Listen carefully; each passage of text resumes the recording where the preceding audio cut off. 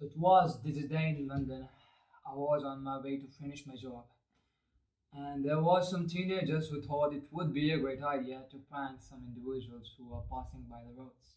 I'm kind of guy who is mostly laugh on those pranks, giggle outs, and takes pranks on himself. But it wasn't a normal day. Let me tell you from the start. So it was really raining hard in London. It was really busy in that time. And I was on my way to finish my job. My boss called me in the morning and told me there is a job for me, and I was on my way to finish that job. And I was, yeah, kind of that mood of, you know, busy mood. I was just on my way to finish the job. I reached at my location and I was looking for my client, and she was gone. She wasn't there when I reached that point. And I am not this like I was a bit late. But I'm very punctual of my time. Really. I mean really I'm punctual of my time. I literally count the time when I take dump. That kind of punctual I am. So yeah, I basically lost her. So I started looking for her. I was looking the alleys, streets, by the roads. Was looking for her every streets. And yeah, it was a bit kind of bit teasing me and warming me. But yeah, work is work, you know. And there I saw her by the street. I saw her and I started chasing her. And the thing she started running away from me. And believe me, that really pissed me. That fucking pissed me. I started chasing her by alleys, by roads. She was run out. God damn, she was. Damn, she was running. She was running really fast. I was really chasing her by alleys, by roads, by the town.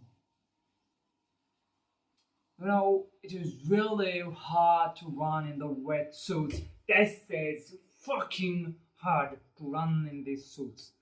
And my boots were filled with water. It was really, really warming me up.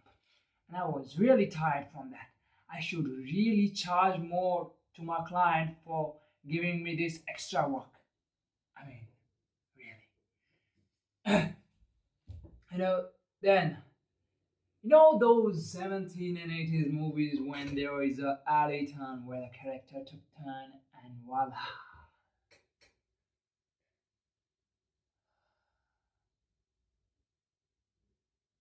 She disappeared.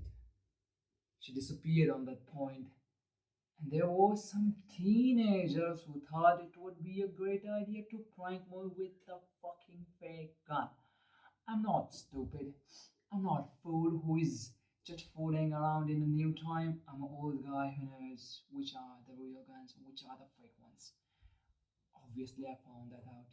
And I punched his face. I broke his gun. His friend with cameraman literally down there. He started running from me. He was a pussy man. He started running. I punched his face because, yeah, I'm angry. I already told you I was really angry at that point. I punched his face. I broke his nose. His nose was flooding with blood. And yeah,